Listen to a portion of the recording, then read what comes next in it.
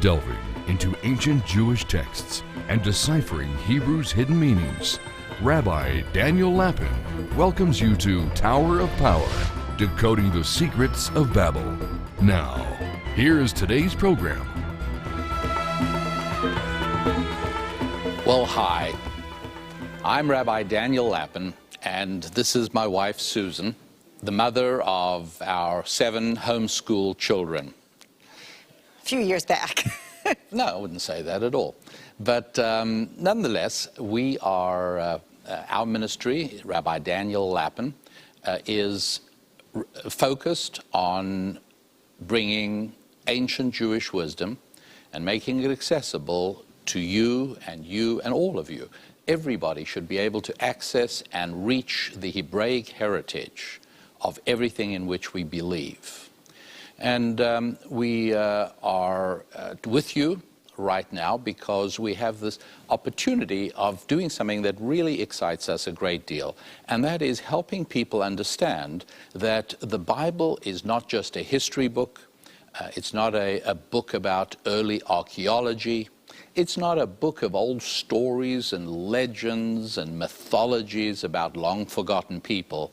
No, it is a guidebook. It is a blueprint. It is a roadmap to life in every possible way.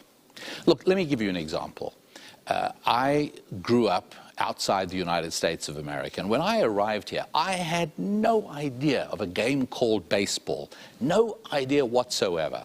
And I was with a group of new friends, and they were trying to make me feel all at home. And what they told me was, we're going to play baseball. I said, okay, great, thanks very much. I don't know how to play, so how about I'll just sit on the sidelines and watch? No, you've got to play. Next thing I knew, somebody had put a club into my hand, and they told me to stand somewhere, and another guy picks up a projectile and starts throwing it at me. So I held up this bat to try and protect myself, and by some miracle the ball hit the bat instead of me, and all of a sudden people start yelling, run, run, run. I didn't know what they were talking about, like run where? Somebody's after me. So I started running, not there, the other way. Fine, drop the bat. I mean, you know what, it was hair-raising. It was absolutely turbulent. I didn't know what was going on, but it did teach me a really good lesson. And that is that games make much more sense when you know the rules. And that's a metaphor for life as well. You probably didn't get the most valuable player award either for that. You weren't very helpful. No, I really was not helpful. I was not helpful to anybody else. I was not helpful to myself. And you didn't have fun, probably. And I didn't have fun. So the lesson is that when we are living the game of life, you can either play knowing the rules or you can play ignoring the rules. And we believe that everybody has a better and a more fulfilling and a happier life when we play according to those rules. So what we really ought to do is give an example, because otherwise people are saying, what are they talking about? Well, one of the things that we love to share with people is the Hebrew language. And I'm assuming very few of you are actually fluent or even close to fluent in the Hebrew language. But Hebrew is unlike any other language, and it is the language that God gave the Bible in. It is the language that God created the world with. So it's not a surprise to us that God puts certain messages within the language itself. And that's one of the things that we really have a lot of fun sharing. Let me give you an example. Have you ever wondered where the alphabet came from? We've got, right, you have A, B, C. We teach kids, they sing a nice little song. Well, that comes from the Greek, alpha, beta, gamma. Where did the Greek come from? Well, it came from the Hebrew. And you could even hear the similarity of the first 4 letters, Aleph, Bet, Gimel, Dalet, alpha, beta, gamma, delta. That's how it goes. But why? Why is there that order? Why don't we have vowels first and then consonants? Why do we have the order we do have? Well, wouldn't it be great if in English you could understand the meaning of words from the order of the letters? For example, we have A, B, and later on we have MN. Wouldn't it be great if AM, am, was mother, and maybe BN would be child? Bn. Well, that's not what it is. We have mommy and child or mommy and son. We don't have am and bun. But you know what?